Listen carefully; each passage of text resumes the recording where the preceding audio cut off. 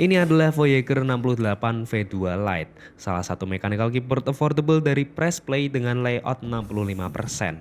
Walaupun koneksinya masih wired saja, fitur pelengkapnya udah komplit. Kualitas bodi yang bagus, keycaps OM profile PBD double shot yang tebal dan bagus juga, lalu dua pilihan switch yakni Ice Tone Brown Tactile dan Ice Tone Red Linear, PCB yang sudah hot swap 5 pin universal, lalu gasket mount dengan polycarbonate plate juga nih. Stabilizernya pun sudah PCB mounted dan pre-loop, nggak ada rattle sama sekali.